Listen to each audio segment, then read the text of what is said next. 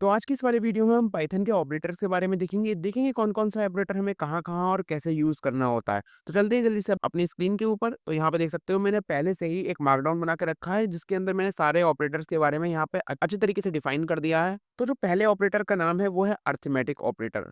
Python के अंदर हमें अरिथमेटिक ऑपरेटर देखने को भी मिलते हैं जिसके बारे में तुम सब जानते ही होगे। लाइक अगर मैं यहाँ पे ए को डिफाइन कर दूँ 10 एंड ओके सॉरी एक ए को डिफाइन कर दूँ 10, बी को डिफाइन कर दूँ 10 एंड अगर मैं ए प्लस बी करूँ, तो ये हो जाता है 20 जो कि क्या है एक अरिथमेटिक ऑपरेटर है। तो सबसे पहला अरिथमेटिक ऑपरेटर जो है वो है प्लस जिसका यूज़ हम 2 वेरिएबल्स को ऐड करने के लिए करते हैं। अगला ऑपरेटर है माइनस जिसका यूज़ हम 2 वेरिएबल्स को सब्ट्रैक्ट करने के लिए करते हैं। लाइक अगर मैं यहाँ पे प्लस की जगह माइनस लिख दूँ, तो इसका आंसर 0 हो जाएगा। यहाँ पे तुम देख सकते हो। अगला ऑपरेटर क्या है? अगला ऑपरेटर है मल्टीप्लाई जो 2 वेरिएबल्स को मल्टीप्लाई करने के लिए यूज़ किया जाता है। यहाँ पे मैं जाऊँ और ए इंटू बी कर दूँ, तो यहाँ पे 100 हो जाएगा। सब समझ गए होंगे। अगला आता है डिवीज़न।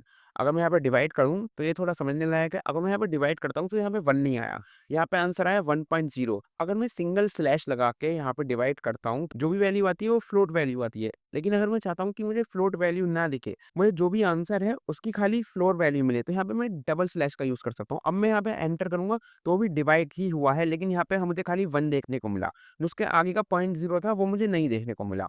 सो या इस तरीके से हम डबल स्लैश और सिंगल स्लैश का यूज़ कर सकते हैं। अगला जो ऑपरेटर है वो है मॉडुलस ऑपरेटर। मॉडुलस ऑपरेटर क्या करता है? हमें रिमाइंडर प्रोवाइड करता है। मान लो मैं यहाँ पे लिखता हूँ 4 मॉडुलस 3, तो 3 1 जा 3, रिमाइंडर बचा 1, तो आंसर आएगा 1। ये देख सकते हो 1 आंसर आ चुका है। अगला जो ऑपरेटर है वो है एक्सपोनेंट। एक्सपोनेंट क्या करता है? हमें पावर निकालने में हेल्प करता है। जैसे मान लो मुझे चाहिए 2 की पावर 3, तो मैं लिखूंगा 2 एक्सपोनेंट 3, तो 2 की पावर 3 क्या होता है? 8। 8 इज द आंसर। सो या ये थे हमारे बेसिक अरिथमेटिक ऑपरेटर। अगले ऑपरेटर की तरफ बढ़ते हैं जो कि असाइनमेंट ऑपरेटर। असाइनमेंट ऑपरेटर हम पिछली वीडियोस में भी यूज कर ही चुके हैं। तो लाइक अगर मुझे किसी चीज को असाइन करना है, मान लो मुझे ए को असाइन करनी है 10 वैल्यू, तो मैं इक्वल टू का यूज करूंगा। ए को अब 10 वैल्यू असाइन हो चुकी है, अब मैं ए को प्रिंट करूँ तो यहाँ पे 10 आउटपुट आ रहा है। अगला क्या है? Plus equals to. इसका मतलब क्या होता है? हम एक्स के अंदर प्लस करना चाहते हैं किसी वैल्यू को और उसको दोबारा से एक्स के अंदर स्टोर कराना चाहते हैं। लाइक मान लो यहाँ पे ए के अंदर 10 है, अगर मैं लिख दूँ ए प्लस इक्वल टू 2, तो इसका मतलब ये नहीं है कि ए की वैल्यू 2 हो गई। इसका मतलब ए की जो पहले वैल्यू थी 10, उसके अंदर 2 और ऐड कर दो, तो ये हो गया 12। अब आंसर क्या आएगा? 12। तो मैं इसे रन करता हूँ। अब यहाँ पे ए लिखूंगा, देख सकते हो ए की वैल्यू क्या हो रखी है? 12। सो या इस तरीके से हम इनका यूज़ कर सकते हैं। यहाँ पे अगर माइनस लिखा है, तो इसका मतलब जो एग्जिस्टिंग वैल्यूज में से माइनस कर दो, यहाँ पे मल्टीप्लाई कर दो, डिवाइड कर लो, फ्लोर डिवाइड कर लो, यहाँ पे मॉड्यूलस कर लो और सेम यहाँ पे क्या कर लो? एक्सपोनेंट कर लो। तो अगर मैं अगले ऑपरेटर की तरफ बढ़ूँ, वो है कंपैरिजन ऑपरेटर। कंपैरिजन ऑपरेटर काफ़ी ज़्यादा यूज़फुल है। ये हमें बूलियन वैल्यू प्रोवाइड करते हैं। Like a is equals to 5,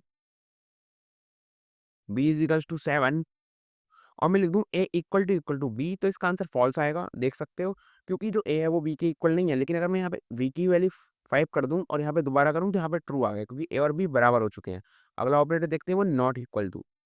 अगर मैं यहाँ पे लिख दूँ ए नॉट इक्वल टू बी, तो यहाँ पे क्या होगा? इसका आंसर फॉल्स आएगा क्योंकि ए इक्वल है बी के यहाँ पे। लेकिन अगर मैं अब ए और बी की वैल्यू अलग होती तो क्या होता? यहाँ पे मुझे दोबारा रन करना पड़ेगा। सो यहाँ पे ट्रू आ चुका है कि ए बी के बराबर नहीं है और ये स्टेटमेंट बिल्कुल ठीक है, तो इसका आंसर ट्रू आ गया है। यहाँ पे मैं आगे देखूँ तो आगे मुझे देखने को मिलता है ग्रेटर देन, लेस देन, बिल्कुल सेम काम करते हैं, मैथ में काम करते हैं। And less than equal to और greater than equal to. So या आगे बढ़ते हैं। आगे के जो ऑपरेटर है उनका नाम है लॉजिकल ऑपरेटर। लॉजिकल पे थोड़ा बात करते हैं जो कि एंड और नॉट। यहाँ पे मैं मान लूँ मैं ए की वैल्यू लिख दूँ फॉल्स, बी की वैल्यू लिख दूँ ट्रू, एंड अगर मैं करूँ ए एंड बी, तो ये नॉर्मली एंड की तरह काम करेगा। अगर फॉल्स और ट्रू का एंड करें तो क्या आंसर आएगा? फॉल्स आएगा ऑफ कोर्स। फॉल्स आ चुका है। अगर मैं लिखूँ ए और बी, तो यहाँ पे ट्रू आ जाएगा। अगर मैं लिखूँ नॉट ऑफ ए, तो उसका उल्टा हो जाएगा। मतलब आंसर क्या आएगा? यहाँ पे आंसर क्या आना चाहिए? ट्रू। या तुम देख सकते हो ट्रू आंसर आया। तो इस तरीके से लॉजिकल ऑपरेटर काम करते हैं। अगले ऑपरेटर ने बिटवाइज ऑपरेटर। जो बिटवाइज ऑपरेटर होते हैं वो बिट लेवल पे काम करते हैं। लाइक मैं यहाँ पे लिख दूँ 5 इंट, ओ सॉरी इंट नहीं, ए इक्वल टू 5 है और बी इज इक्वल्स टू 2 है। या फिर मैं देखूँ यहाँ पे क्या लिखा हुआ है? हाँ, बी इज इक्वल्स टू 3 है। तो यहाँ पे ए एंड बी क्या आंसर आना चाहिए? सोचो सोचो। यहाँ पे जो आंसर आएगा वो है 1। अब मैं तुम लोगों को दिखाता हूँ ये किस तरीके से काम कर रहा है। तो यहाँ पे आ चुका हूँ मैं अपनी स्क्रीन पे, तो देखो a की वैल्यू हमने तो 5 असाइन करी थी। अब 5 को अगर तुम बाइनरी में कन्वर्ट करोगे तो पता है ये वैल्यू क्या होगी? इसकी वैल्यू हो जाएगी यहाँ पे 1, 0, 1। यहाँ पे क्या होता है 5 की जो वैल्यू होगी वो 101 हो गई है यहाँ पे। और ये अगर मैं दूसरा देखते हैं, दूसरा हमने क्या लिया था? दूसरा हमने लिया था 3 और b की वैल्यू क्या है यहाँ पे? 3। और अगर मैं 3 को कन्वर्ट करूँ बाइनरी के अंदर तो वो क्या हो जाएगा? 1 एंड 1। सिंपल है। तो यहाँ पे 1 एंड 1 है, यहाँ पे 101 है। तो इसके बीच एंड ऑपरेटर यूज़ किया गया है। तो इसको मैं यहाँ पे 0 लिख देता हूँ, यहाँ पे पक्का 0 बिट होगी तभी ये 3 होगा। इन्हें सेम कर लिया, अब मैं यहाँ पे इसे रखता हूँ। तो जो बिटवाइज़ ऑपरेटर कर क्या रहा है? तो बिटवाइज़ ऑपरेटर बेसिकली जो इन नंबर से जो भी हमने इनपुट दिया है, इनको बाइनरी में कन्वर्ट करता है और उनके बीच ऑपरेशन को परफॉर्म करता है। यहाँ पे जो ऑपरेशन लिया था हमने एंड लिया था। तो 1 एंड 1 क्या हो गया? यहाँ पे लिख देता हूँ मैं 0। अगला क्या है? 10। सो 10 क्या हो रहा है? नहीं, 1 एंड 1 क्या होगा यहाँ? 1 एंड 1 हो जाएगा 1, अगला हो जाएगा 100 और अगला भी 100। तो आंसर आया 001। अब मैं इसको कन्वर्ट करूँगा अगर वापस से एक इंटीजर में, तो आंसर क्या आएगा? सिंपल सा मेरा 1 आंसर आ जाएगा और वही हमें इसने प्रोवाइड करके दे दिया है। यहाँ पे देख सकते हो हमारा आंसर 1 आया है। तो इस तरीके से बिटवाइज़ ऑपरेटर जो है वो काम करते हैं। चाहे वो और हो, ज़ॉर हो, नॉट हो, लेफ्ट शिफ्ट हो, राइट शिफ्ट हो, ये से किस तरीके से काम करेंगे? ये इसी तरीके से काम करेंगे कि पहले जो भी हम इंटीजर प्रोवाइड कर रहे हैं, जो भी हम वैल्यू प्रोवाइड कर रहे हैं, उसको बाइनरी में कन्वर्ट करेंगे, देन ऑपरेशन परफॉर्म करेंगे और जो भी वैल्यू उन्हें बाइनरी में मिलेगी, उसे फिर से कन्वर्ट कर देंगे इंटीजर में या वैल्यू में और उसको हमें प्रोवाइड कर देंगे एज़ अ आंसर। तो इस तरीके से बिट बाइट ऑपरेटर काम करते हैं। एंड अब बात करते हैं आइडेंटिटी ऑपरेटर की।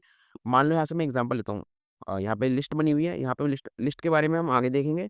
अभी के लिए एग्जांपल के समझा दूँ, एक लिस्ट है। तो जो आइडेंटिटी ऑपरेटर है वो क्या करता है? Used to compare memory location of objects. तो यहाँ पे अगर मान लो मैंने ए की वैल्यू 1 2 3 ली और मैं लिख दूँ बी इक्वल टू ए और अब मैं बी को प्रिंट करके देखूँ तो देखो 1 2 3 ही आ रहा है। लेकिन अगर मैं बोलूँ बी इज़ ए, तो ट्रू ट्रू आंसर आ चुका है क्योंकि जो बी है, बी के अंदर हमने जो वैल्यू प्रोवाइड करी है वो किसकी वैल्यू प्रोवाइड कर दी है? ए की वैल्यू प्रोवाइड करी है। लेकिन अगर मैं यहाँ पे सी लिख दूँ और सी को डिफाइन कर दूँ दोबारा से सेम, क्या डिफाइन करूंगा मैं सी के अंदर 1 2 3, तो क्या ए और सी है? क्या ए इज सी है?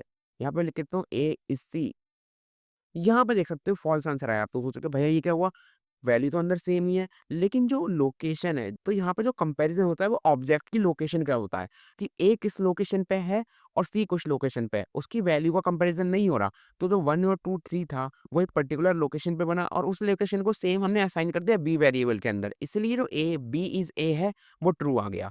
लेकिन यहाँ पे सी के अंदर सेम वैल्यू तो रखी, लेकिन जो लोकेशन है वो एक अलग क्रिएट हुई होगी। सेम लोकेशन पे तो क्रिएट नहीं हो गया होगा सी, तो लोकेशन डिफरेंट होगी, तो ए इज सी फॉल्स आ गया। इस तरीके से क्या काम करता है? Identity operator. और अगला ऑपरेटर है मेंबरशिप ऑपरेटर। सो मेंबरशिप ऑपरेटर क्या है? इजीली चेक कर सकते हैं किसी पर्टिकुलर चीज में कोई पर्टिकुलर वैल्यू है नहीं। इसमें है, अगर मैं दूं 1 इन सी, ट्रू आ गया क्योंकि 1 वैल्यू है सी के अंदर है। मैं यहाँ पे लिख दूं 4 इन सी, फॉल्स आ गया, 4 वैल्यू है ही नहीं सी लिस्ट के अंदर। तो ये बहुत ईज़िली तुम लोगों को समझ में आ गया होगा। एंड अगला ऑपरेटर है, अगला ऑपरेटर टर्नरी ऑपरेटर है। ये हम तब पढ़ेंगे जब हम कंडीशनल स्टेटमेंट्स के बारे में पढ़ेंगे, तब मैं इस ऑपरेटर के बारे में तुम लोगों को अच्छे से बताऊँगा। एंड तभी हम बात करेंगे ऑपरेटर प्रेसिडेंस के बारे में, हाईएस्ट टू लोएस्ट, एंड उसके बाद हम बात करेंगे स्पेशल पाइथन ऑपरेटर्स के बारे में। सो या आज की वीडियो में इतना ही। हमने अभी बेसिक 7 ऑपरेटर्स के बारे में पढ़ लिया, 3 ऑपरेटर रह गए हैं। जैसे-जैसे वीडियो आगे बढ़ेगी हम उसके बारे में जानेंगे। इनके लिए हमें कुछ चीज़ें आनी चाहिए एंड देन हम इन पे बात करेंगे तो आपको और अच्छी तरीके से ये समझ में आएँगे। सो या आज की वीडियो में इतना ही, तब तक के लिए मिलते हैं, टाटा बाय बाय।